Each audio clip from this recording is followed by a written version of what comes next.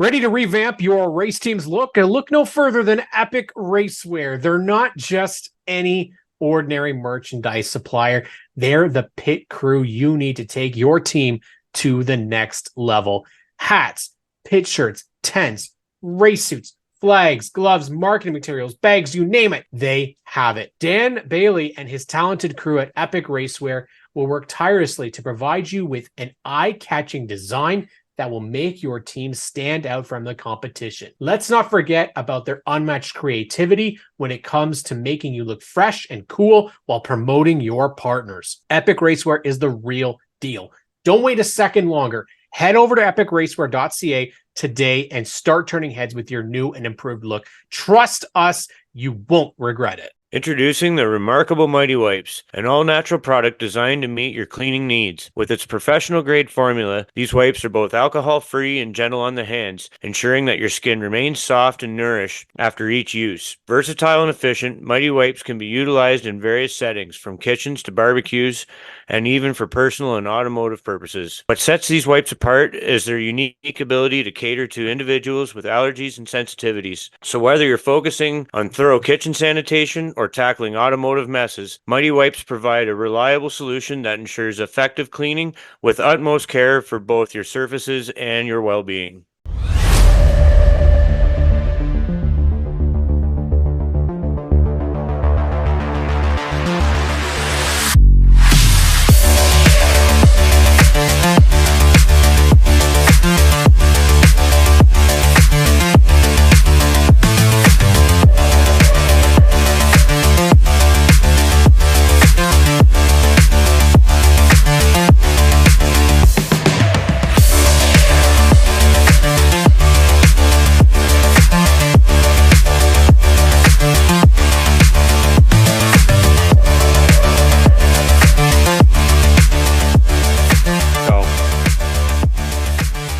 Hello, everybody. Welcome back to the Stickers and Scuffs podcast. The gang is back together.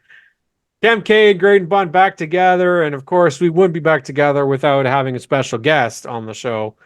And he's the specialist of guests. One of the good guys in racing we're glad to know. And hi, Nala. And glad to talk to. And we just put that cat butt away.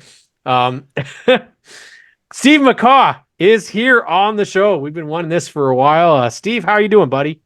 I'm doing great, guys. Good to see you. It is. It's good to see you too, man. It's been we talked to Motorama. Talked to Motorama a little bit.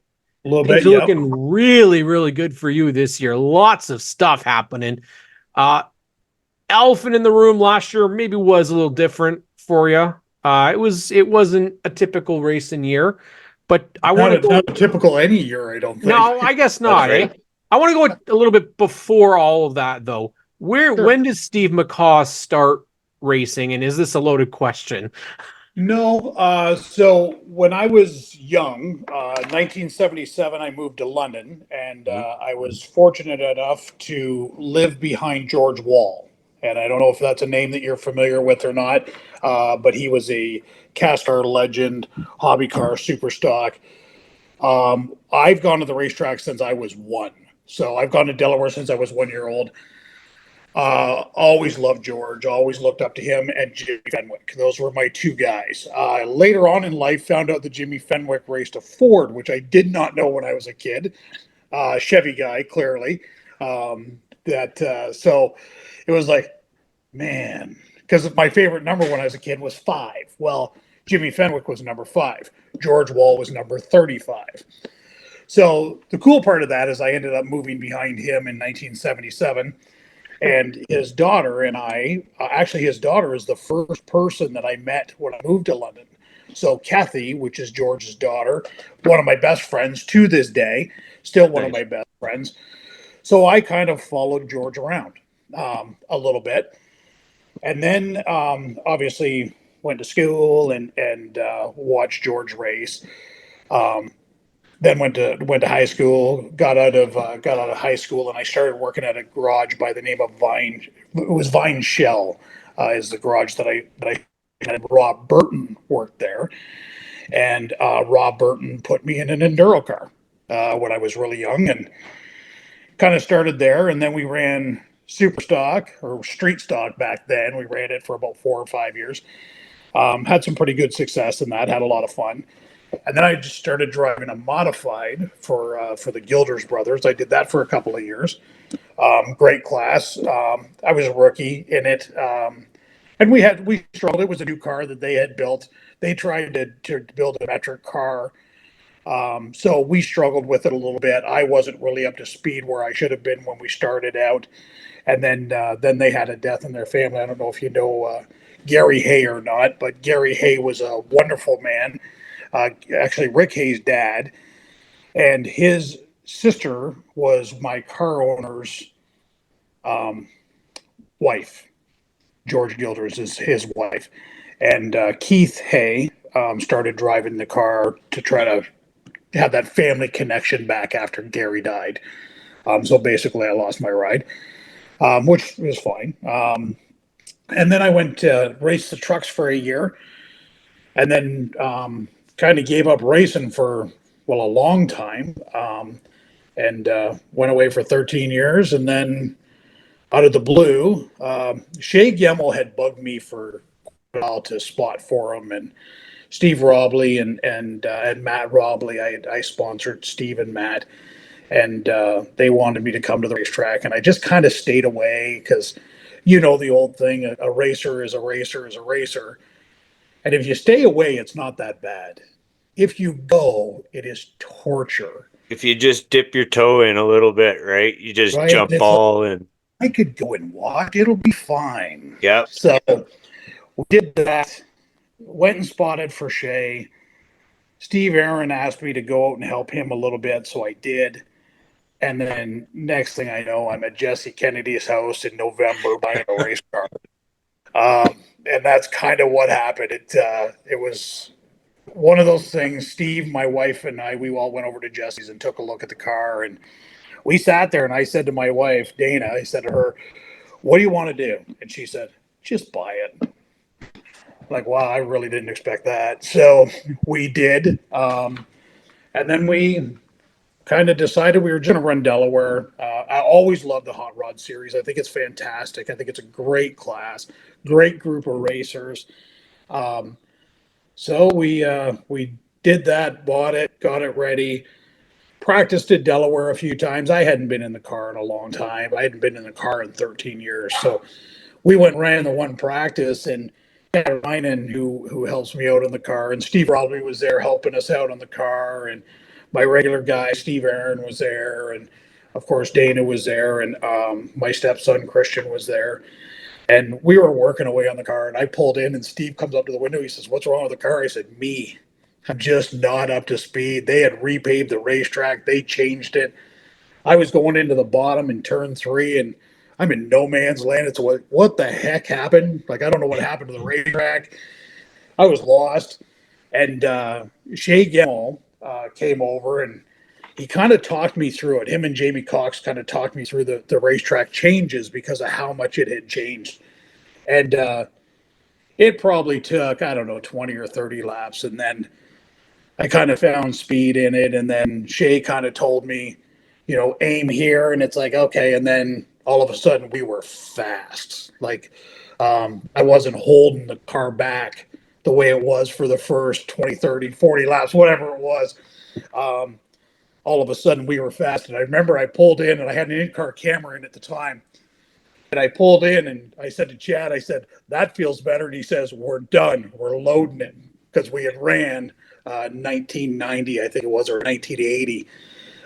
So it was fast. So it was time to load it up before I made a mistake and wrecked it. So we loaded it up, and then we came back, and that was June 30th, the day that we came back after that test. And so for me, and I don't know how far you guys, what kind of direction you want to take on this. So I don't know whether you just want me to talk or whether we want to kind of go back and forth and stuff. But you're doing a great job so far. You let me run, and I'll go for quite a while. So, so we got there June 30th.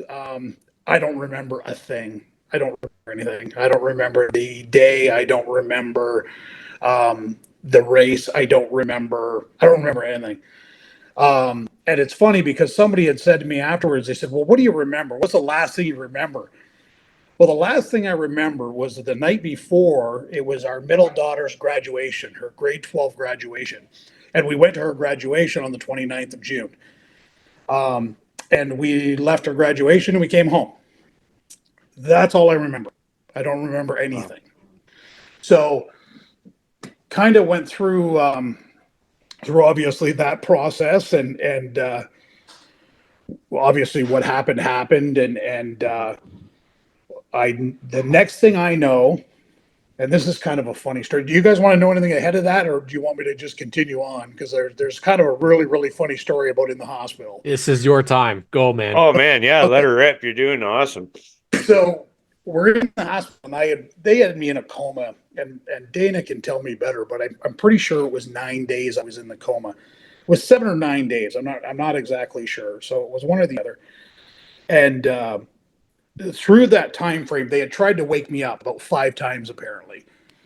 So they'd bring me out of the coma. Well, they had to put me back in the coma because my body temperature was so high that I wasn't going to make it. I wasn't going to survive. So they had to put me back under. Now, there's a couple of theories about this between my sister and Dana and myself and friends, and they kind of think I may have ended up at hell, took in a whole bunch of body temperature. So that caused a little bit of problem. So He got me. the other theory is my mom passed May 27th. So when I kind of went flying by the pearly gate, she was standing there going, no, I just got here. I need a break. So they sent me back. But anyways, so we coming in and out of this coma, they give you this stuff that apparently it makes it easier on your mind so that you don't remember it. So I call it coma sauce because I call everything sauce. So they gave me this coma sauce, but they gave it to me 5 times, and that apparently causes a little bit of amnesia, so that your body doesn't remember it, your mind doesn't remember it, so it makes it substantially easier on your system.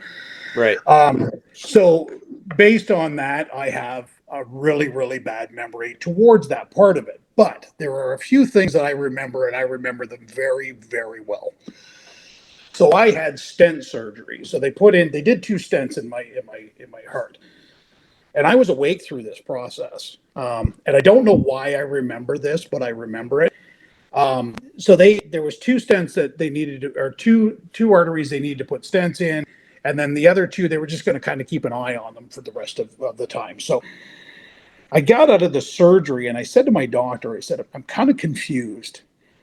And he says, okay, well, what are you confused about? I said, well, I watched the surgery, and I said, the top 2, the ones that you guys are keeping an eye on, I understand that because I saw them. And then the bottom 2 that you put the stents in, so I saw that too. So I watched that happen. He goes, okay. And I said, but the 2 in the middle that look like spaghetti, like I haven't figured that out yet.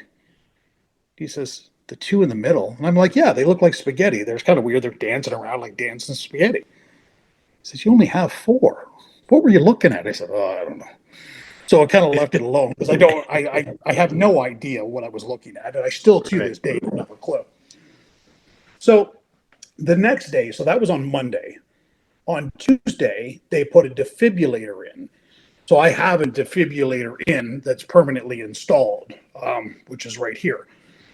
I don't know if you can see that or not, but it's kind of, you can see it there. So Wow. They put this defibrillator in. So before I went in for this surgery, I remember talking to the doctor, and I said to her, this was my cardiologist. I said to her, okay, so this surgery, like for a normal person, when they come in, like how long do they have to stay? And she says, well, a normal healthy person that's getting this done, they'll be about 2.5 hours and they can leave. I went, oh, okay. And I didn't say anything else. So I went into the surgery, which of course I stayed awake through. And they did the surgery, and as they're wheeling me back into the room, I'm going by my doctor on the stretcher. And I said to her, get that paperwork ready. She says, I'm sorry? I said, I'm leaving. She says, you're not going anywhere. I said, yes, I am. before I went in for that surgery, you told me 2.5 hours later I could go home. She said, no, you asked when a healthy person that was getting this surgery, when could they go home? And I told you 2.5 hours. I said, well, you might want to get ready because I'm going home. I'm leaving in 2.5 hours. So I had all of this paperwork that I have to sign. Now, keep on, I don't remember any of this. I remember the conversation with the doctor, but I don't remember leaving. So you all are familiar with Steve Aaron. Well, when we're leaving the hospital, Dana won't drive me home because she's completely against me going home. The doctor's against me going home. The lady that's filling out the paperwork's against me going home. Dana is against me going home, but I'm going home. So Steve Aaron's standing there, and I said to Steve, I said, will you drive me home? And he said, sure, buddy, I'll take you. Not having any idea that everybody's mad at me because I'm leaving. So Steve drove me home. And Dana had to go and get me some medication and stuff like that. But anyways, when she got home, she was none too overly impressed that I was home. But to me, I felt that I needed to get out of that hospital because I could better be healed at home. Right. And in fairness, I don't go to the hospital. I don't do that stuff, right? I don't go to the doctor. So a lot of those things were obviously self-inflicted, that I don't go to a doctor, and obviously there was some issues that caused our issues, or that day caused that problem, and a few other things as well. But as a whole, chances are, if I had maybe listened to the doctor a few years before that, some of the stuff may not have happened to the level of what it did. So we're getting smarter as we go. I was just going to say, it kind of goes with experience that you kind of learn as you go. It's nobody's got it figured out perfectly. No. But as we said in our message, it's like you're controlling the narrative here perfectly. I mean, you're bringing up what you want to bring up about it and what you can literally remember about it. So as a fan who's sitting in the stands, and I kid you not, I was one row behind an entire row of Steve McCaw cheering section, friends and loved ones that know and pull for you so hard, and then you came roaring back and showed that you are a tough customer, and taking checkered flags back again. Just talk about how the mental game of it. Coming back, like, were you shook? Was it like riding a bike? Was it a little bit of both? Like, just, you have the desire to be there, obviously, and that's got to really count for a lot. It's funny. When I decided to come back, so originally I had said to Chad Ryan, I want you to drive my car in September. And Chad was like, yeah, we'll talk about it. Let's just get the car ready. So we started working on the car, and like I had such great support, and I say this all the time, but the race community is so incredible. The people that are involved, the race fans, the racers, their wives, their spouses, families, friends. Racers are the greatest people in the world, and I say this all the time, and I mean it. The fans and the racers themselves are so incredible. You would not believe the group of people that worked on my car to help get it back. You would not believe the names. If I started listing the names, your jaw would hit the floor with how these incredible heroes, champions, came to help us get back out. And got our car ready. It was insane. But it's weird because when I asked Chad to drive the car, and Chad quit racing years ago as well. And as you know, Graydon, this racing bug, it gets a hold of you, and you get sat down in that seat, and then the next time you want to get sat down in a hurry. You don't want to wait as long, right? Yeah. And Cam, you're going to get that in the streetcar as you get going forward too. Already started there, buddy. Already started. All the time you'll be like, yeah, I want to drive. And we're there already. Good. So, and that's the amazing part of it, because it's so cool and there's so much freedom in that, right? That's right. The racing portion of it is just that competitive fuel and that desire and that drive. And what's there is just so incredible. Yeah. But what was strange or funny for me was I really wanted Chad to drive my car. And I really think Chad was convinced that I should drive my own car. So he just kind of played it along. Yep, no problem, no problem. Well, then we got to the point where I had that stress test. And I talked to my doctor, who, one, I'm going to sit here and tell you that she wanted me to race a car, but there was no medical reason for me to not race a car. Well, as you can probably tell from when I was leaving the hospital, I don't necessarily need it to be okay. I need to know that there's no medical reason for me to not do it. Right. And when she uttered those words, well, my mind was, I was at $1.80. Like I wasn't stopping. So, spoken like a true racer, looking at the rule book, right? 100%. Yeah, absolutely, for sure. And I'm looking for that gray area around it. Felt good about it. Came out, and my wife was sitting in the waiting room for me. And as I walked out, the biggest smile came on my face, and she went, "He's racing," and she knew it right when I walked out. Nice. So, hell yeah. and there was a baseline, and I had to get to a certain level before it would have been, there's no medical reason for you to not do this. Yeah. If I wasn't able to get to that level, there was no Steve's doing this, right? So we got to above that level of where the doctor thought I should have been, and again, so we were ready to go. But I hadn't been back in the car. So car was ready, but I hadn't been back in the car. So I passed, and we excuse me. And then we went out to the track on the Monday. And Dana was not doing real great. She was pretty pale, not feeling real great about it. And we pulled into the racetrack, and I unloaded the car, and she got really, really quiet. And you know, as you guys know, you have loved ones, and they will do anything for you. She was there by my side, but you could tell she didn't really want to be there. Right. And it was funny because as we unloaded the car and we put it there, and we put a different tire on it to load it in the trailer, and then we have to change it when we take it out. And I jacked up the car to change the right front tire, and we did that. And we were parked. Jay Dewar was parked about 4 cars down from us, and we were parked on the front straightaway. And Jay, again, 4 cars down from us. And the biggest smile came on her face. And I thought, well, I know she likes Jay. Like, that's nice, you know, like, but, and then I looked over, and Wayne Pilkey was standing there. And I'm like, okay.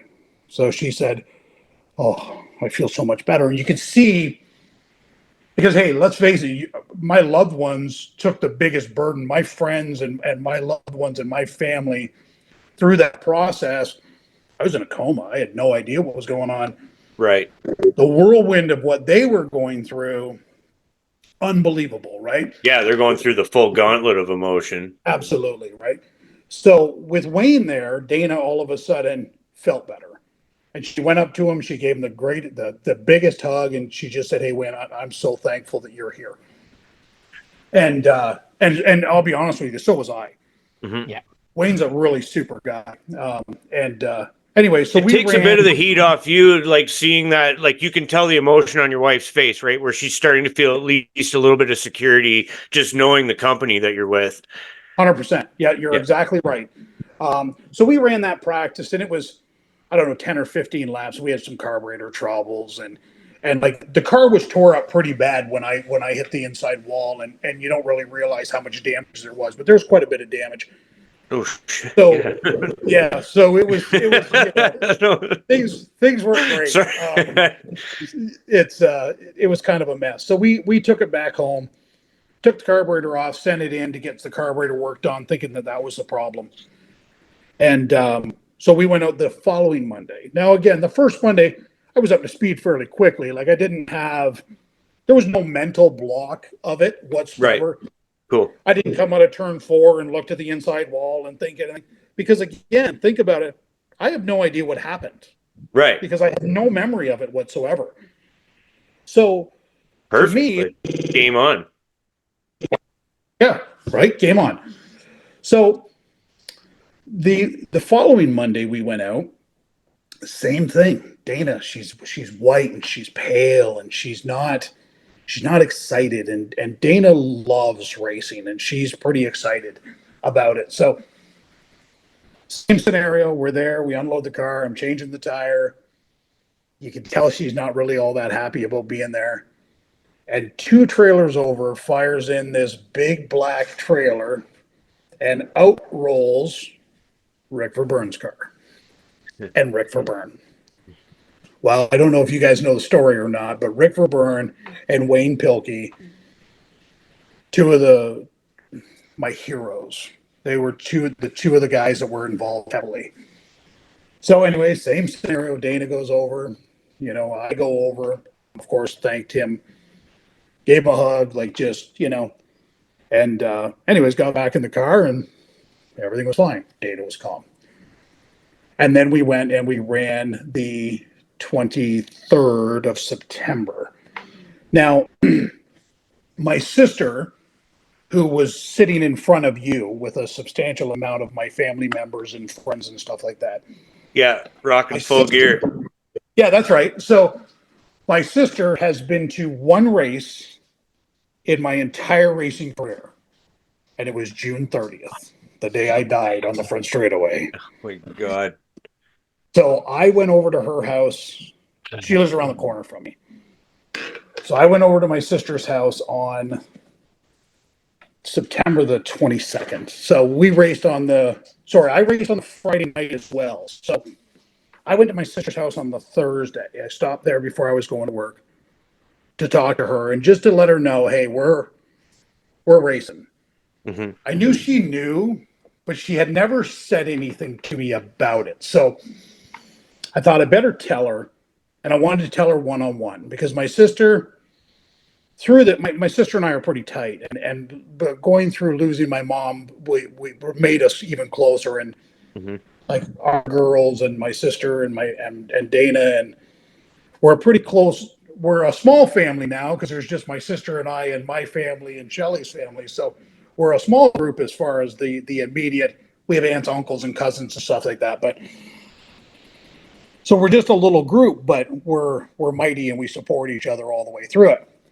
So I went over there and I said to her, I said, I just want you to know that this is what I'm doing. And she said, I know I can't go. And I said, okay, I understand. I totally understand. And she said, Stephen, we lost mom and I lost you and I can't go through it. I said, okay, I get it. I 100% get it.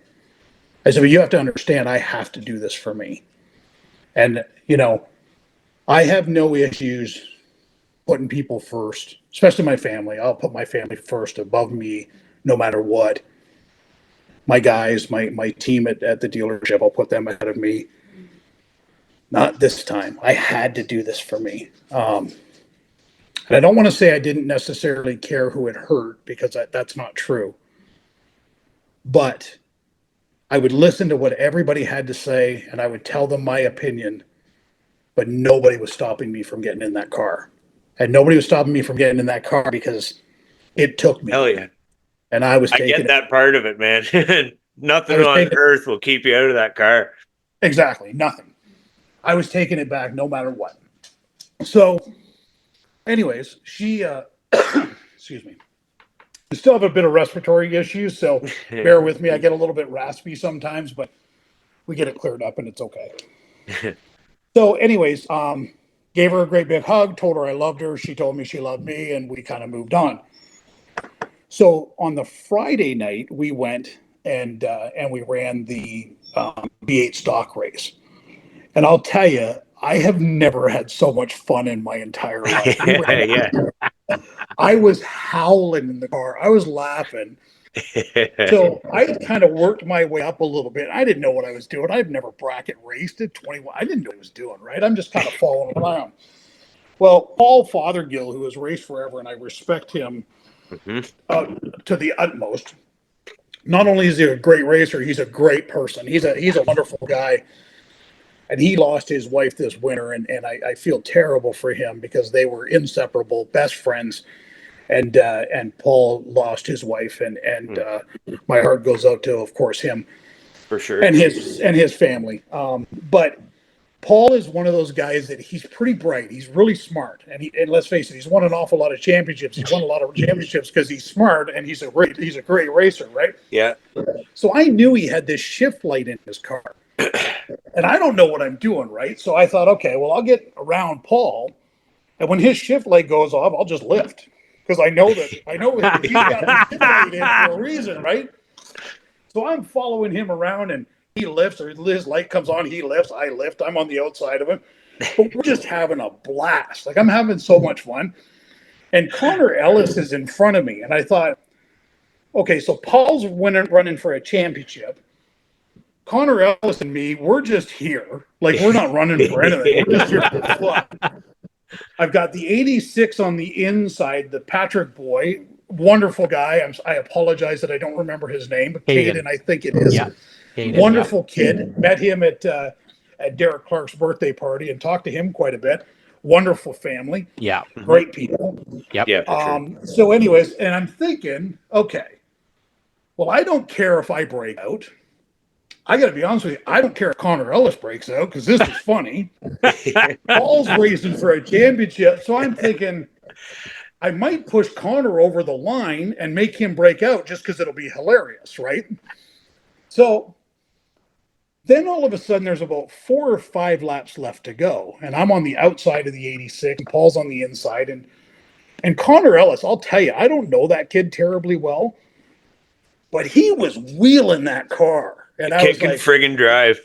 I was like, good for you, man. That was fantastic. So I kind of got in behind him on the high line, and I just kind of stayed with him and kind of run down into turn 1. And I would go really slow through the ends just because I needed time, right? Because we're substantially faster on the straightaway. So, you know, between Connor and I, right? So Connor, he's in no man's land in the corner, cutting off time, and I'm kind of slowing down the corners, and we'll drag right down the straightaway, whatever. Well, with 2 laps to go, I don't know whether Connor just got a really big run off at 2 or whether Paul got loose, but all of a sudden, like, a gap opened up. So I flew around the outside of Paul, and I just shot the gap down to the bottom going into 3, and then got past Ellis going down the front straightaway, and I thought, I think I probably broke out, but whatever. You know, it's for fun. Well, I didn't break out. I thought, I think we're going to win this thing. So I thought, how cool is this that my first race back, when I was just going to run laps and kind of get, you know, testing the car to see if the car was fine, I thought this is going to be kind of cool. We're going to win this thing. So we did. We won the heat race, and we didn't get black flag for breaking out or anything. It's like, okay, this is really cool. This is a lot of fun. So after that race, I said to Dana, I said, do me a favor, just text my sister. Just let her know that, you know, we won.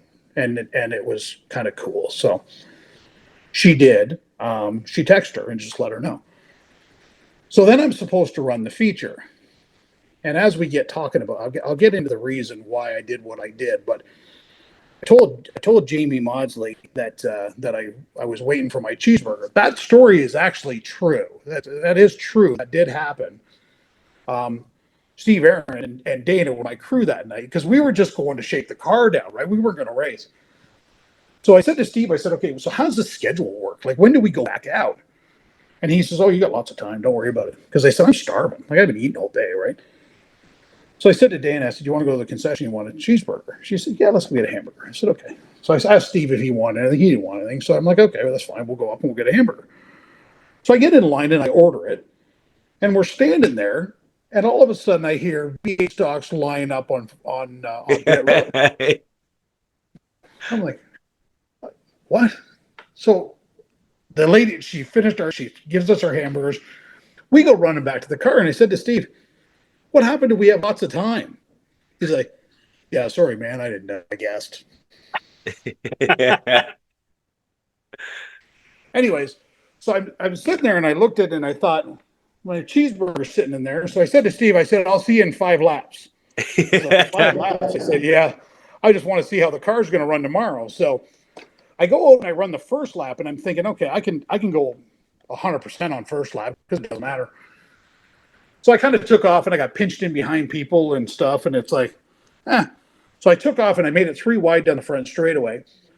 And then we got past there. Well, next thing I know, they black flagged me on the radio. And they're like, okay, I got to do this stop and go thing. And I thought, well, I'm not going to do stop and go because I need to see if my carburetor's cleaned out because I was having carburetor problems, like I had said. So I dusted off 3 pretty good laps. So, and they were black flag, black flag, back, black flag. So serve the penalty. I'm just going to come in.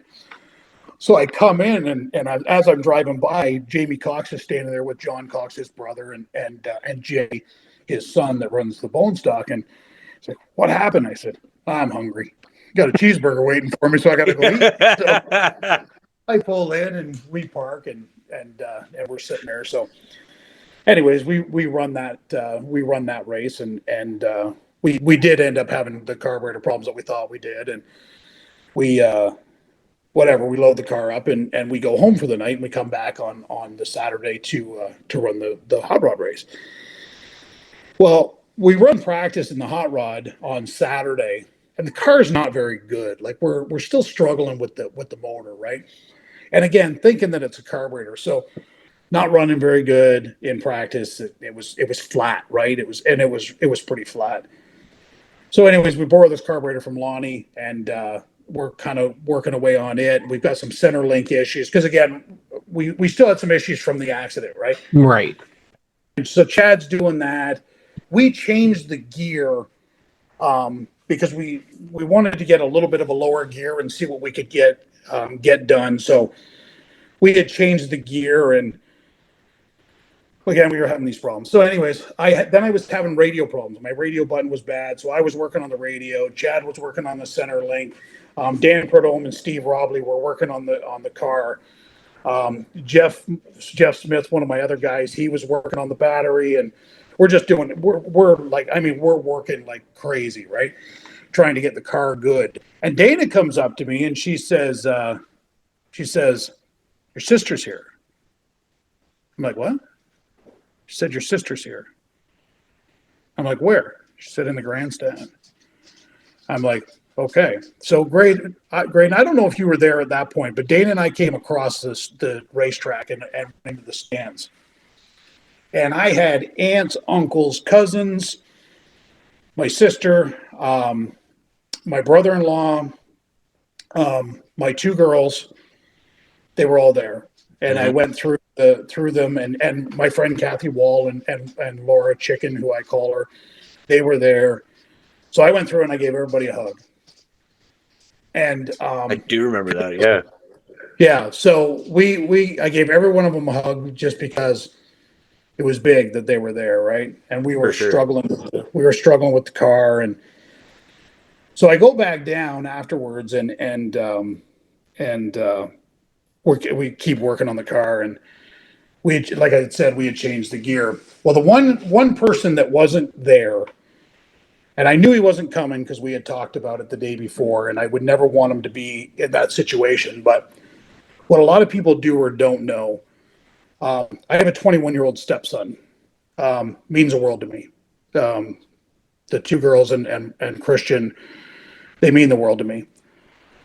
And he was beside the car in June. Mm-hmm. And the plan when we got this car was he was going to practice that car last year, and then we were going to see how it went, and maybe he was going to race it in 2025. He hasn't wanted to have anything to do with racing since. Because he saw some stuff that no kid should have to see. Mm-hmm. Because he was right beside the car. So that tears my heart out, obviously. So we ran that race. We won the heat race, and Graydon, you were behind my sister. So when we won that heat race, they tell you, just come up front, do your picture, and go away. Yeah. Because they don't want you slowing down the show. They don't want you staking it up. They don't want you doing anything. Well, if you saw it, which I'm sure you did because of where you were, I got out Yeah. of the car Yeah, you and did. I was doing this and I was pointing to my sister because she had came and against everything that she wanted to do, but I wanted her to know that we were okay and I loved her. So that's what this was about at the front straightaway, and that's why I got out of the car. Oh, that was the coolest thing to see. Like basically from the same vantage point as your legion of supporters right there. I mean, that Yeah, was like the culmination of a pretty friggin' awesome comeback story, man. yeah, it was really cool. So we then and what people don't know is the last two laps of that heat race, my left front tire was going flat. So the car was turning junk and I was Yeah. struggling. Luckily, I had a lead, so I was able to keep it because Tyler Hahn was coming. Yeah.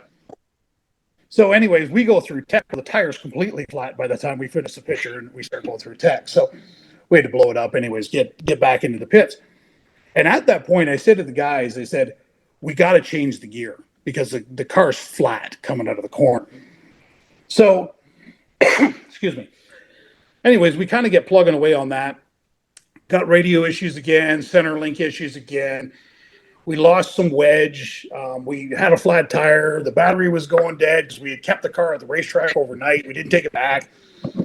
So we got the battery charger on it. Dan Perdome and Steve Robley are working on the carburetor. Dad's working on the center link. I've got radio problems still. I can't hear my spotter and they can't hear me. So I'm taking my button back to the radio guy. So we're getting that taken care of. And we get back. Well, there's 31 late models to qualify. And I'm fairly certain that after 5 of them, they told us to go line up. Mm-hmm. So we sat in our cars for about 45 minutes waiting to go out and race. And I mean, it was hot. Yeah. And I'm sitting in the car and so I put a helmet blower in because of what happened in June. I thought, you know what, I want to be safe. So better safe than sorry. So we put a helmet blower in the car. Mm-hmm. So anyways, I got the helmet blower on and off because it wouldn't let us get out of the car because it's like, no, you got to go right when this is done. So they finally finished up and they throw us out on the racetrack and off we go. And I didn't know because there was so much stuff going on, right? I didn't know till I went to warm up the tires and I hit the gas and I keyed the radio and I said, we didn't change the gear, did we? They're like, sorry, no, we didn't have time. It's like, okay, well, you know what? We have what we have. We're starting 7th. I'm pinned on the inside.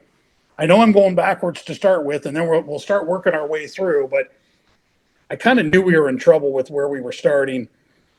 And I had like Rick Spencer Walt on the outside of me, and Tyler Hahn was starting. I think he started 4th up on the outside. So, I mean, like these guys, they're going to be going. And if anything that I know from watching hot rod races, we don't have a lot of cautions. We run a lot of green to checkered flag races. And I'm thinking, I got to figure out how to get up here because I want to win this race. Like I want to win this race. So anyways, we did exactly what I thought we were going to do. We dropped back. Well, the car was so flat that, I mean, it didn't have the jump out of the corner that it always had. And it didn't have, and again, we took a little bit too much gear out of it too. But anyways, I had to drive my butt off to get through where I got. And I think Rob Bromley, I don't know Rob Bromley very well, but his car is pretty quick and he's got a pretty distinct line and he's hard to pass. Like, you know, and don't get me wrong, he should be. He's doing his job, right? He's trying to hold people back and he was holding me back and I was having a hard time getting around him. And then I finally got around him and then the caution came out, like literally the next lap for Connor Ellis getting into the back straightaway wall. And then so I restarted 3rd. And then that's where Tyler kind of dumped it into the corner pretty deep and kind of washed Rick Spencer Walt up. And so then it was me and Tyler.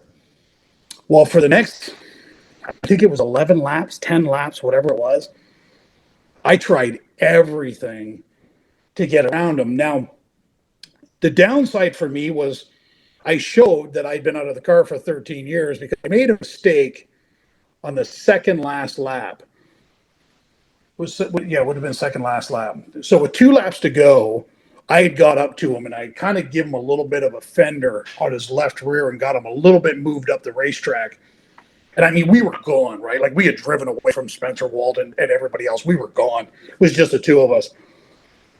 So I kind of got into it a little bit and I thought I can get up underneath him and we can drag race down the straightaway. And I know he's got me beat down the straightaway because I don't have a lot going, but I'll give it a try. So as we're going down the front straightaway, what I should have done was stayed in behind him and maybe give him a little bit of a bump going into the corner and a little bit of a bump and run and kind of giving myself a chance underneath. Well, what I tried to do was get out of his line of sight so that he would think that I was up further on him than I was, because I wasn't there, but I needed him to think I was there. Well, Tyler's a really good racer and Tyler's really smart. And Tyler didn't fall for any of it. So he just drove into the corner like he should have, and my entry into the corner was horrible. So I worked up in going into one, and then I couldn't get back to him. But it was so much fun. That race was a blast. But so we went around and then came back to the start-finish line, obviously, for the interviews and stuff like that. And you probably see at one point during it, if you watch the whole video, but you can kind of see where I stop in my tracks and I'm stunned. And what I was stunned by was Christian, my stepson, and his girlfriend were sitting on the racetrack. And man, I'll tell you, you wanna watch a grown man cry. Yeah. Having not only all those people there, but seeing him there, the fact Well, you're getting pretty close to seeing 3 of us do it right now. Yeah. And the fact that he put that in the side to be there to support me was it was pretty cool. It was really cool. So, anyways, we did that. We did the front straightaway thing. The fans were off the hook. They were insane. It was so awesome, so great. Outside of maybe Tyler Hahn could have fallen for what I was trying to do to him, and I would have won. It couldn't have been a better day, but it was so much fun, and it really was. What a great event. So I've been carrying on for the whole time. Do you guys have questions? I apologize. I just keep running. So You know what, Steve? I think the reason why we're really happy to have you on the show is we're giving you this opportunity to tell the story. Yeah. It doesn't need interruptions. It just needs from the voice that went through it. And for both of us, it was obviously what it was. It's tough. And I just talked about this on the on Track Weekly that we had 3 really good stories last year with people coming back. Nick Ramsey's going to come back this year. Austin Penny's going to come back. But you made it out last year. And yeah, that, you don't get to witness too many amazing moments. But that in itself, and for Grade and myself, we had never met you previously. Yep. But as soon as that happened, that's one of our family members, and it changes perspective really quick. You're not just a fan then. Those moments when to see you back there was phenomenal, and I think it cements your place. As somebody that's come back from incredible odds, mentally and physically, and that sets a lot of people up to say, you know what, don't think an obstacle is too big, because if you can come back from what you came back from, people can do crazy things. They can do amazing things. Just gotta want it bad enough. Yeah, especially if you got to move Tyler Hahn to do it.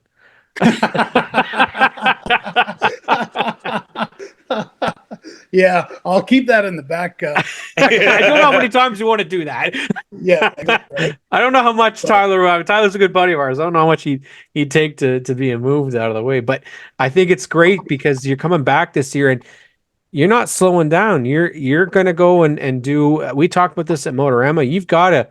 You got plans this year, man. Yeah. You've got a team that you are building. You've got Kara Martin, who we both know is going to be like great, and I've already talked about this. She's going to be a really good shoe in this racing deal. She looks like real deal. She's got the talent for sure. You got your buddy Steve as well, going to come in and help you out and be a part of the team. And V8 stocks and Oscar. I mean, you are ready with a full slate of racing, and you're going to be repping the podcast this year, which we're so excited about. It was an honor to meet you at Motorama, and like I said, we could go on for hours and hours and hours talking. But we just want to say thank you because Thank you both. It's an honor to have you on the show. It's an honor to have you tell your story here, and Absolutely. and we're so excited to see you on the track again this year. And I'm excited to see what the car is going to look like because last year, I already told you the car last year was beautiful. And I don't even know. You told me, I can't remember what you said. Was it 75 Camaro? Yeah. 75 Camaro is what he's going with this year. Yeah. That's the new one. Confirmed that it is going to be number 4. It is. Confirmed. So, yeah. So that's a great story. So, I reached out to Dave Ganforth because I had heard that there was somebody else that was going to run my number. And so I come from the era of Tony Novotny. And, a lot of people had a lot of opinions about Tony Novotny, but one thing that Tony Novotny always was fair.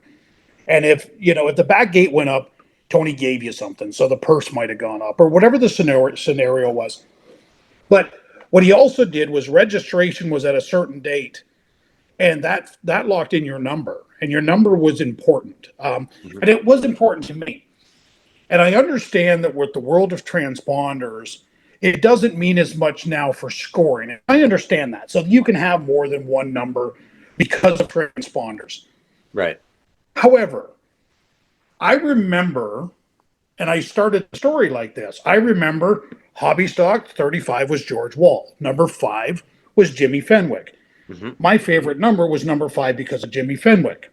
Yeah. Okay, well, if Jimmy Fenwick and Pete Smith and Bobby Hutchins and Fred Elvin and all had number 5, that number doesn't mean anything to me anymore because it's 4 people have it. It doesn't matter that it's 5F and 5S and 5L and 5. It doesn't matter. It's number 5. Right. So for me, that was always important. And that's when registration became key because if you didn't register on that date, you lost your rights to your number and somebody else could take it. So last year at Delaware, and this was a perfect example of exactly what I was talking about. Keep in mind, my sister went to one race in the 25 years that I raced, right? She went to one. Well, she didn't know who anybody was. So she goes and she says, there's something wrong with the scoring pylon because there's like 22 and 22 and then somebody else and then like 22. There's 3 22s on the pylon. Yes, there was. And she doesn't know who they are. It's just there's something wrong with the pylon. Yeah. It's like, okay, so now you're a sponsor or you're a fan and you're sitting there going, what's going on? Right? So to me, number 4, one, it was really important to me because as a family, when we went back racing, we chose that number together. So we did draws with everybody. Everybody put in 2 numbers. Well, the number 4 was Christian's number, my stepson. So that was his number, and he wanted it. And he won the draw. So it has meaning. It has meaning to me as well, right? And again, I had elaborated on the fact that he wasn't going to be there and he was, and what that meant to me. Well, that number also means something to me. And a lot of that has to do with the fact that it was his choice, right? Yep. So then I find out that somebody else is going to register it. And I'm not going to bring up his name because it's not relevant. He was going to register it. So I asked in January if that could not be the case. And in January, I got told that he's going to register it. So in February, I sent back another message and said, hey, I just want to see how we were sitting on this number situation because, again, I will not register a number that somebody else is running. And I got back with, no, he's going to run it. Not going to run full time, but he's going to run the number. Well, I got mad. And it's like, okay. And I told him, if I have to, I'll change my number. I don't want to, but I will. Basically, it was left that, okay, well, there's going to be 2 number 4s. I kind of explained my whole thought process on it, my feeling on it. And again, for sponsors and fans, I think it's terrible because it's not necessary. There's 100 numbers, and I'm not including 01s in that, 02s in that. There's no reason that we need to have more than one number. And I'll be honest with you, I don't care that a transponder can't tell the difference. I don't matter. Yeah. If that's the case, you know what? Don't put numbers on the car at all. Right. We don't need transponders. We don't need numbers. Nobody needs a number. Yep. Just we have the blue car and the red car and the blue car with white and the red car with black. You know, so numbers mean something. So anyways, I put a post, and I think, Cam, you and I talked about this at Motorama, but I was coming up with 4 numbers that meant something to me for different reasons. And we were going to put that on my Facebook, and we were going to let people decide because we wanted it to be fun. Let people that were involved in our race team and on Facebook, let them be involved. Because I don't think there's anything better than having the race fans involved. I think it's great. And your friends, and, you know, have everybody involved. So we kind of went through and we were working on numbers and meanings, and like Dana wrote down like every number or every letter of the alphabet had a number, and with that number, and then you say the word and then you count it out, and then that's the number that comes up with. So she did that with a bunch of words. We did that with birth dates. We did that with the kids' names. We did that with, you know, all of these different things. And then we came up with 4 numbers. The first one was number 4, with the full expectation that if we race with the guy that's taking our number, I'm going to dump him. I'm going to wreck him. Now, clearly, I wouldn't have done it, but it was funny. So we put that on. The second one, when I sent in to Dave to say, hey, can you check these 3 numbers for me? The second one wasn't available. It was taken by somebody. Okay, well, I'm not going to do that because that's my whole issue with this, right? And then we had 2 more numbers, the 92, which was my old number that I ran 100 years ago, and then the 98. And the 98 had some pretty cool meaning behind it. Well, Ryan Cowan, of all people, sent me what the 98 means. So I took that and I posted it on there as well. Well, the 98 was running away with the vote. Like, it wasn't even close. Yeah. It was only 4. Yeah, right. I saw that. Yeah, Cam was on there. And there was 7 or 8 people that were still like, nope, run the 4. And there was probably 4 or 5 guys that put in the 92. Now, those are guys that helped me a long time ago. And like Dwayne Manning picked 92 because I was 92 a long, long time ago. So these guys had picked 92. But the 98 was a runaway. Well, then late Saturday, I get a message that says, hey, that guy's not going to run your number. So I'm assuming, and I can only assume, that he had kind of got word that this was happening and I wasn't happy about it. I don't know that for a fact. It's an assumption. But the timing makes it seem like I'm probably right. Yeah. You know, because I got to be honest with you, if I knew my story and it wasn't me, and I was taking my number or that guy's number, I wouldn't be taking that guy's number. You know what I mean? Yeah, right. So that may have been what happened. I don't know. Well, at that point, I was mad because I'm like, well, no, I've been trying to get you to deal with this since January. Like, I've got to get moving. I got to pick a number. Right. So I didn't say, I just dug my heels in, pouted, and said, nope, I'm done. So I went uh, I went to the shop on Sunday morning real quick, and I had some stuff off. And while I was driving home, I had called Dana and I said, look, I kind of feel like I need to let everybody know that they did contact me and say, the 4 is ours if we want it. The other guy's not going to register it. And I said, I feel like I'm all about transparency. As you guys know, I've made it pretty clear all the way through my process that I'm going to tell people how I feel. I'm going to tell people what I've dealt with. I'm going to be completely transparent with this entire deal because ultimately, at the end of the day, I hope that it helps somebody. And so I thought I got to be transparent about this. I got to tell people, even though I was upset about it, I need to tell people the truth and just let them know, hey, look, this is what happened, and it is available. Well, instantly that vote flipped, and yeah. 4 was making a run for it, right? And I said to Dana, and it was probably about 3:30. I said to Dana, I don't know how this is going to go, but it's pretty close. Yeah.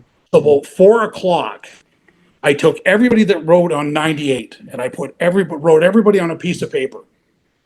And then I went to the ones that picked 4 and I went back and I crossed out their name on 98, right? Because they were ones that switched. So at the end of that, the 98s had, I don't know the numbers for sure, they're somewhere, but the 98 had 58 votes, I think it was at the end. And 4 had like 70 something or 69 or something.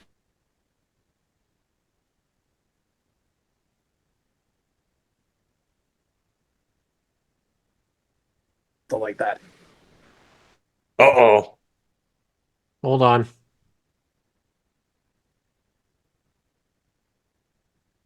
All right. Perfect. So where did we lose each other? Not sure. Okay. Sorry. I thought you said you could edit. Yeah. You're just making more work for me, huh? I'm sorry. So anyways, we the 4 made this big run, and then we were all really happy, hence the wearing the 4 shirt today. Mm-hmm. To Dana, I said, I don't know whose shirt I was going to wear. I was tossed between Nick Clark and Joe Lawrence and Gary Adrianson, and it's like, you know what? I'm wearing the 4 shirt for this. Damn right you were. Right. So we're pretty excited to have our 4 back, and I'll be honest with you, I didn't want to lose it in the first place, but I'm really, really happy that we got it back for the 2024 season, and we're looking for really big things for us. We are going to do the APC or the Oscar series. We are going to travel. I wasn't sure I was going to, but we are going to do the travel series this year. We're going to start the season. We're going to see how it goes. Yeah. But with full intentions that we're running for a championship this year. Cool. With the new car for the Oscar Hot Rod Series. So I registered today with the number because when I messaged Dave yesterday, I said I'll register in the morning now that because I let him know that the 4 had won the vote. And that I would register the day, so I registered first thing this morning. So we're all set. We're good to go, and which is kind of cool too. I've only ran 2 Oscar races, so I am technically a rookie. Nice. Awesome. Rookie of the year as well. So I figure if Mr. Zardo can do it, so can I. So Absolutely, man. That's super cool. I thought that was kind of neat. But so that's the plans for this year. Is we're going to do that with the new car. That's going to put a little bit of a damper on our V8 stock program at Delaware. We're not going to do as much of that with the new car with me. We will do the odd one, but as a whole, we're not going to do all that many of them. But Kara is going to do the full season in what's going to be the 537 car, because when Kara runs it, it'll be 53. And when Steve Aaron runs it, we'll cover up the 5 and it'll be 37. So I thought we may as well get it lettered with all the numbers, the 537, and then we'll just cover up whichever one. Nice. There you go. Brilliant. That's right? awesome. I figure it's perfect. So my deco guy was like, "You want to do what?" So that's what we're going to do with that, because it'll make it fun, right? Absolutely. We're all about having fun and having a good time, and this has been all of that. And like I've said, the racing community is so incredibly awesome. So yeah, it's been pretty incredible, and I'm so looking forward to it. I'm really, really, really looking forward to it. Well, we are as well, Steve, and you know that we we we would literally go on for like 4 or 5, probably 6 hours straight Oh, on this show. guaranteed for sure. We've talked Um, about doing some sort of an endurance we podcast have before. we've I talked know, about right? doing it. And if you get guests like me that don't stop talking, you guys won't have to actually say that much. You'll be fresh. We'll 18 put our hours feet up and let you talk, man. Literally, just let you go. You'll be fine, right? So, one thing that I did want to touch on, if it's okay, if you guys have time for it, I really want to touch on, and Cam, I know that you have some anxiety stuff, and I know you talk about it publicly, so I figure that it's okay to discuss. Obviously, through my accident, I had a ton of issues, mental health, anxiety. I still struggle with PTSD since the accident. Obviously, I still don't sleep. But the amazing part that I have found, and I think a lot of this, and Adam Ross and you are two that really helped me with this. And Adam Ross talks about it publicly, and you talk about it publicly. And I have been my entire life that macho guy that doesn't say how he feels, hides how I feel. It's not okay to show weakness. It's not okay to cry. It's not okay. It's not okay to do any of this stuff. And I'll tell you, when you go through what I went through, and you've got guys like Wayne Pilkey and the safety crew and Rick Verburn and Derek Clark. Like Derek Clark was the first one to realize there's something wrong and ran over to my car to see me in there and know, like, to flag people over that I'm in trouble. Mm-hmm. And he knew right away. He was the first guy to the car. Now the thing with Derek is that Derek has his own struggles, right? Which I think probably 95% of the population probably has them. A substantial amount of them hide them, but Derek's got his own mental health issues, and he put that aside to help me, to help somebody that was in danger or in trouble. And like Wayne Pilkey, there's a nurse that was rotating those guys out and telling them what to do and helping them through doing the count and that stuff. And she's never came forward. And I've talked to Luke Ramsey about it as well, and he can't find out who she is either. And I would love to know who she is, because as far as I know, everybody that was involved that day, I've personally thanked them and let them know how much I appreciate them. But I've never been able to find out who this lady is, and I would like to. So if this has that ability to find out who she was, I know she was a nurse, so she probably does this every day. So it's just kind of, it's whatever to her.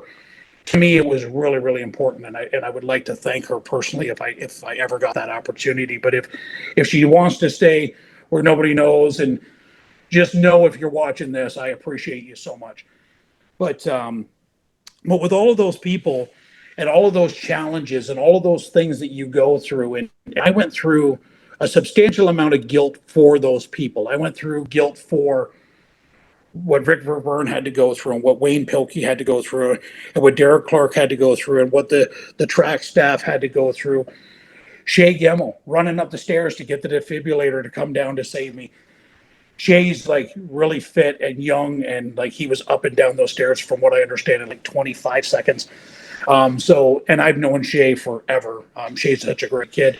Mm-hmm. And then what my wife had to go through, and what my sister had to go through, and what the kids had to go through, it tears you up, and it really, really hurts you emotionally. And I really struggled with a lot of things. And I still am to this day, but not in that arrogant level anymore. I think I used to be probably pretty arrogant, but I was always super, super confident, right? And I went through a stage where I wasn't overly confident, and I didn't have a lot of faith in myself, and I didn't have a lot of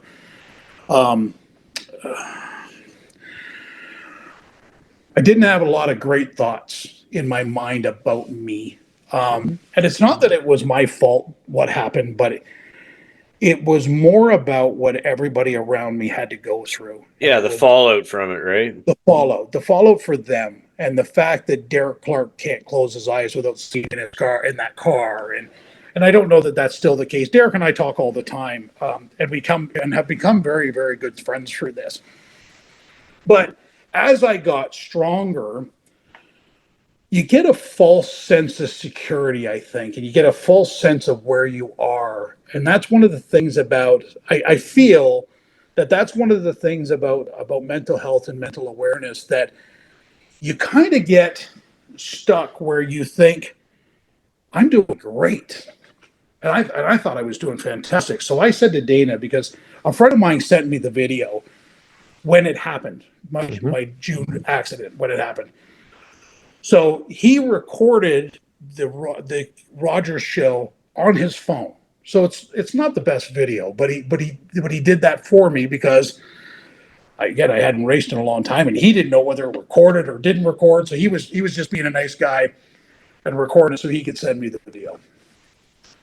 Obviously, what happened, and to my knowledge, it's the only video that exists of it. I'm sure that somebody probably did some sort of a video, and it's probably out there somewhere. I've never seen it, but I know that Luke and Rogers, they cut the video right away.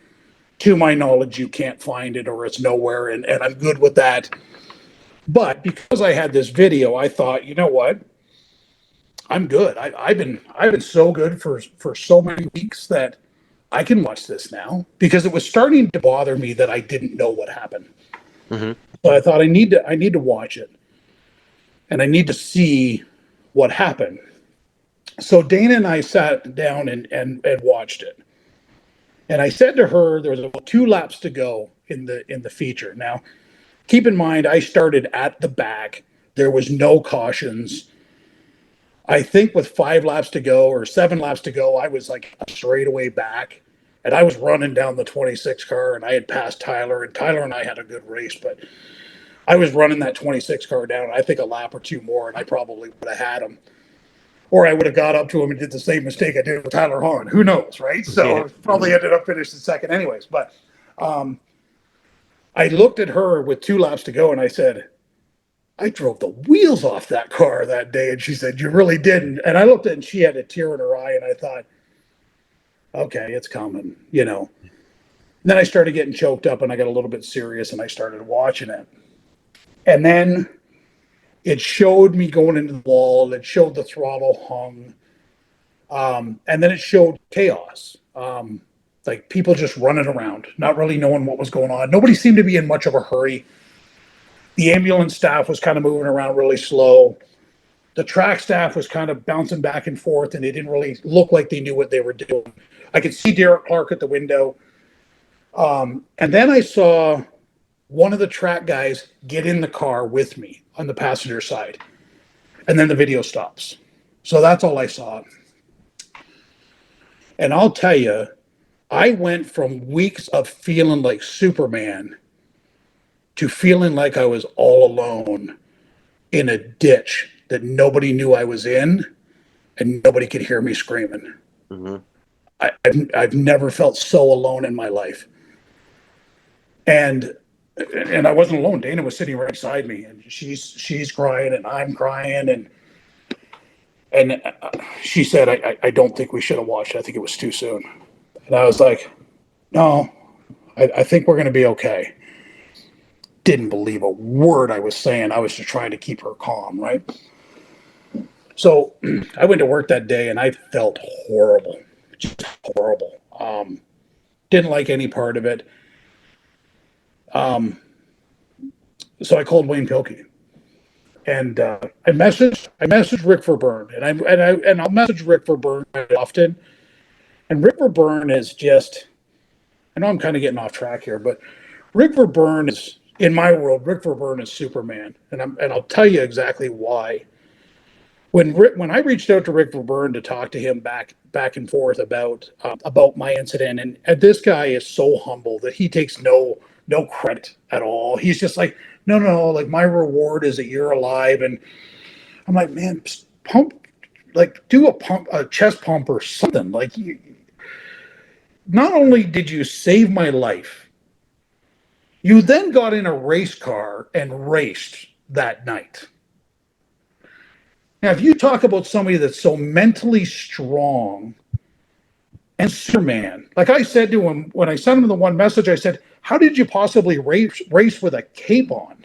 Because you're Superman in the world, right? But this guy is so humble. Yeah. And just an amazing guy. So I had sent him messages, and he kind of, made me understand that it's okay, right? But then I called Wayne and I said, look, I need you. I got to talk to you. And he says, okay, I'll come over Wednesday night. We'll sit down and we'll talk. Because I at that point, I had a lot of questions. I needed to know what happened. And Dana kind of had started telling me stuff, but she doesn't really remember that much either.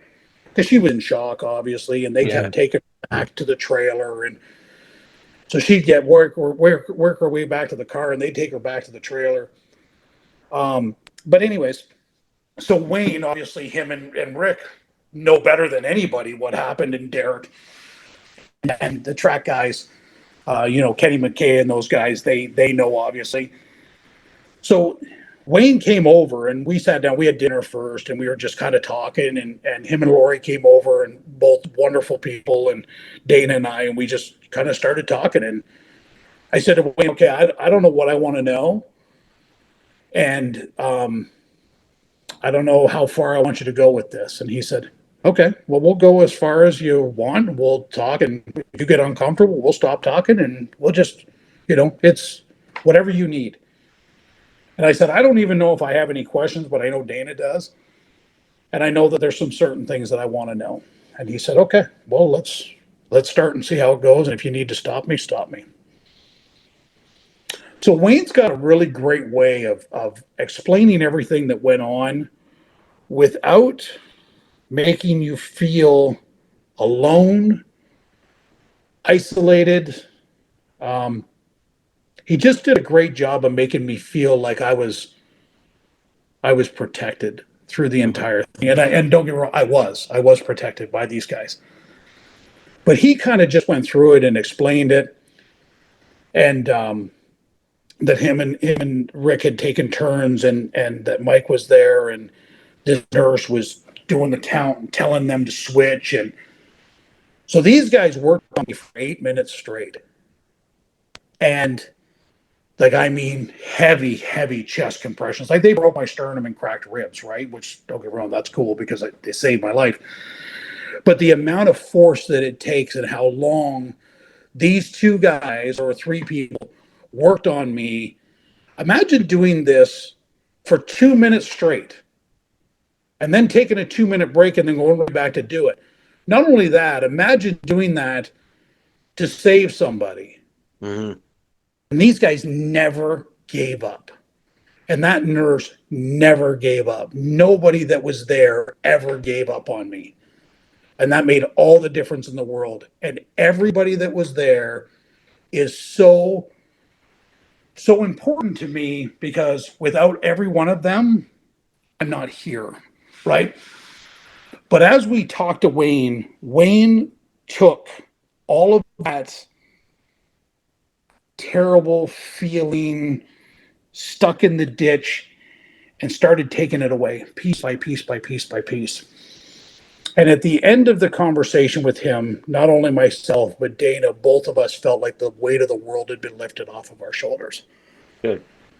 And I'm not going to sit here and tell you that I'm okay right now, and that I'm cured, because I'm not. I have a long road to go.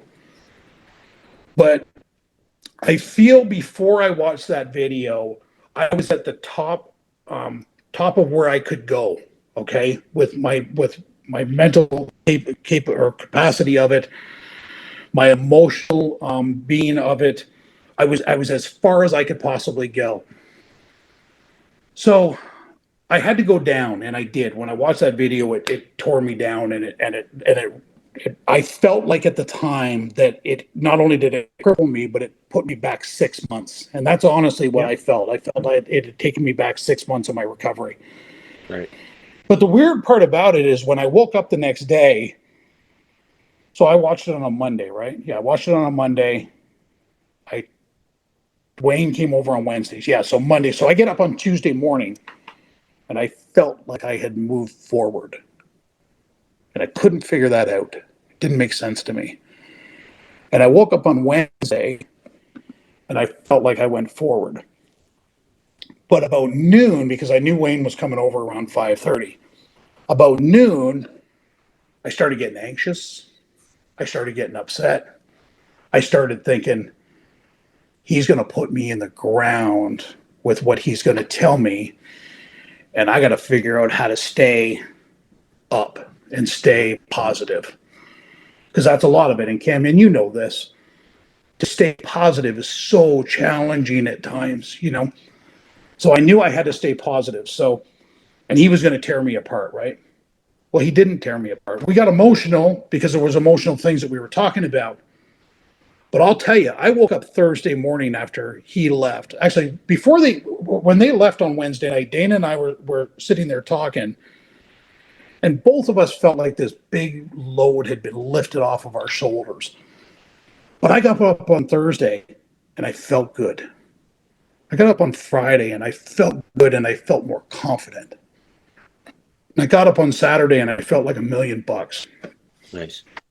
And I said to Dana, I think, although at the time watching the video was horrible for me because it had put me so far backwards, I think it needed to lower me back a little bit for me to have the courage to talk to Wayne, to figure out and start filling in all of those blanks. Because again, everybody that I know was really, really cautious about how much they told me and how much they filled me in on because they don't want to hurt me. So I knew some stuff, right? But I didn't really know all that much. And then once I did know it, it started putting pieces in place. And then it started where it's time for me to grow and it's time for me to be, and I say it all the time, but I want to be the best me that I can possibly be. And I don't know what that is, but I know that I'm not going to give up until I am that person. And I know that I'm not going to stop telling my story until it doesn't help anybody anymore, until it doesn't give people confidence to try to overcome something that they're struggling with. And I got to like a really, really, really dark place after I got home from the hospital, and I don't ever want to go there again.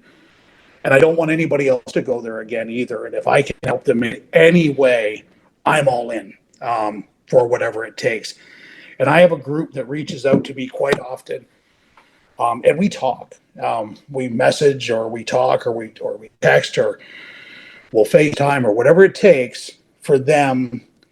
If I can help them in any way, and we've been able to do that. But on the same token, I've got a guy that I used to race with, and you guys may know this name, and I'm sure he'll watch this video, but him and I've talked about this, so he's okay with the fact that I talk about it. But Bill Daniels is a guy that raced for a long, long time, and I raced against him in street stock, and he ran Castar, and he ran against some of the greatest racers there was. Bill's a super, super guy.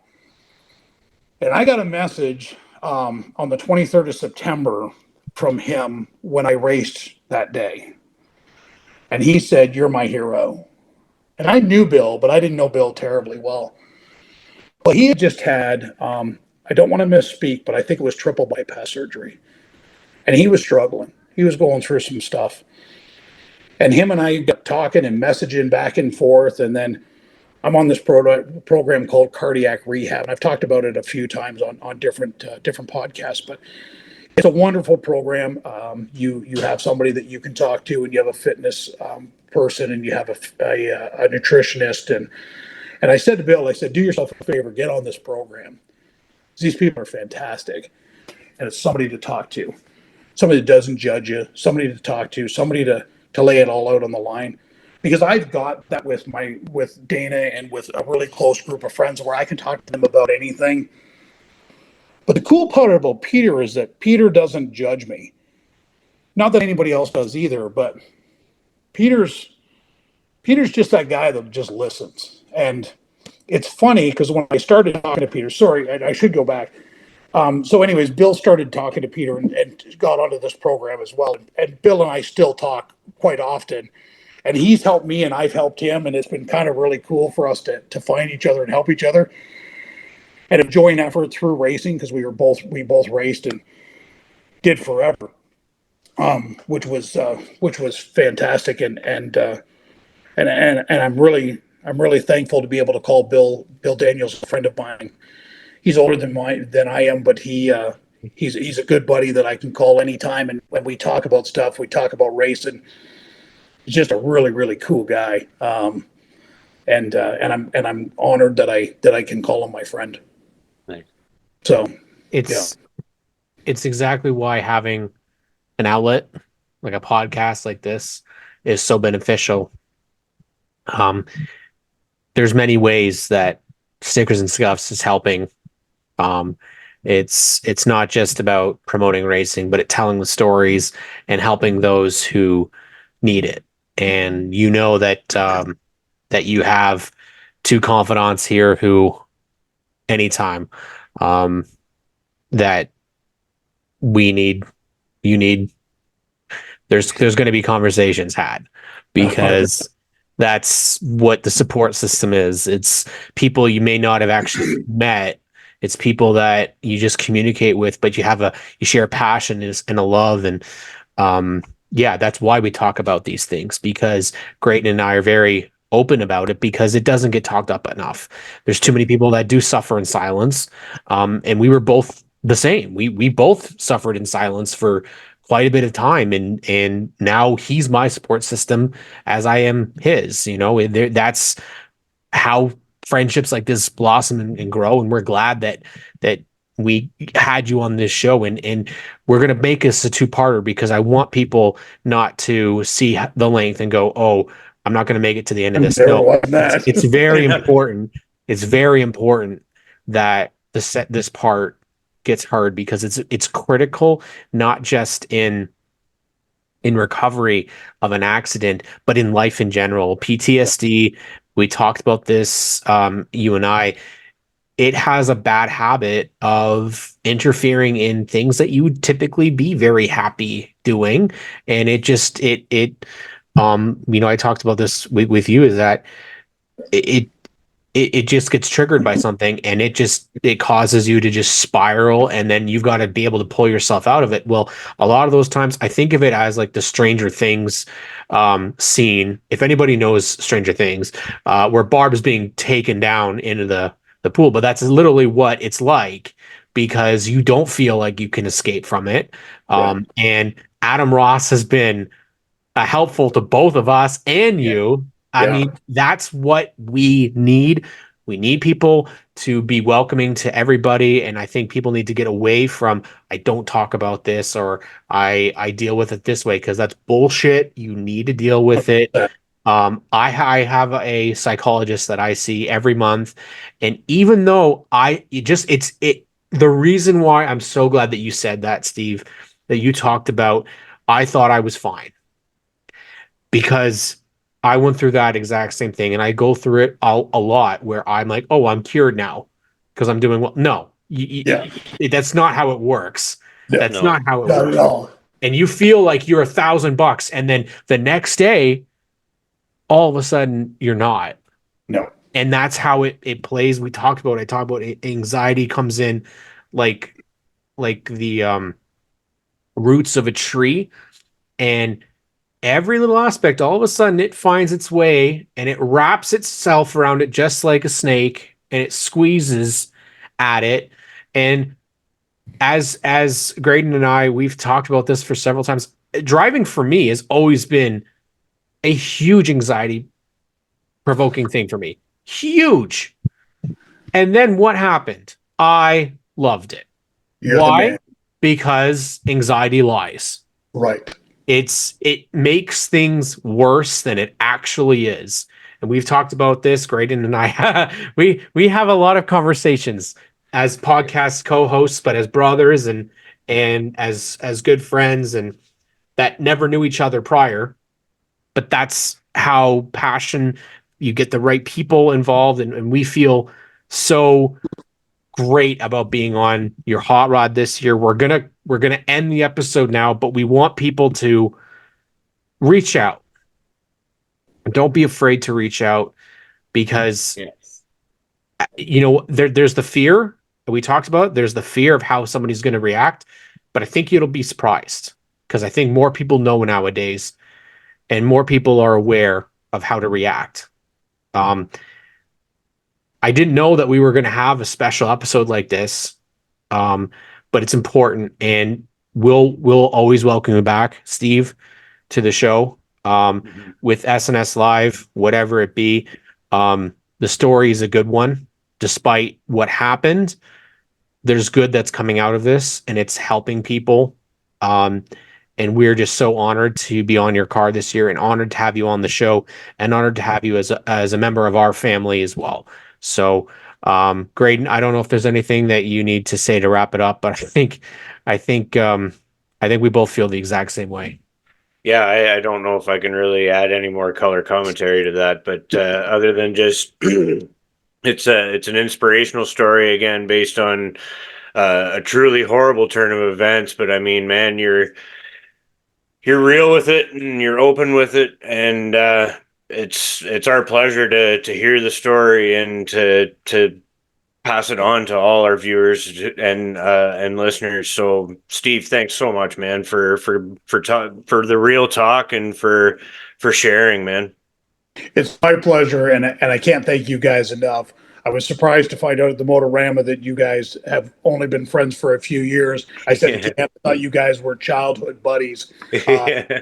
The way you are with each other, it's really, really cool to see that support staff and that support group, that's so important. SNS is doing such an amazing job for the race community. But I'll give you one small piece of advice at the very end. If you ever want to understand a little bit about the anxiety portion of it and the PTSD, get Adam Ross to explain to you or tell you the story of the bear on the porch. It is a good one. I'll leave you with that, but it's a good one. Talk to Adam about it. It's amazing. Him and I had this conversation, and I was like, my God, it's true. Everything that he just said was true. But guys, from the bottom of my heart, I want to say to you both, thank you so much for everything you do. Thank you for giving me the time today to tell my story and ramble on forever. But to all the fans out there, we appreciate you. To all the racers out there, you guys are all amazing. To every one of your families, your support staff, without all you, we don't have a sport. And I couldn't be happier that we do and that I'm a part of it. Thank you. The number 4 is back in the JRS Hot Rod division this year. We can't wait to see it, bud. Absolutely, guys. Thank you so much.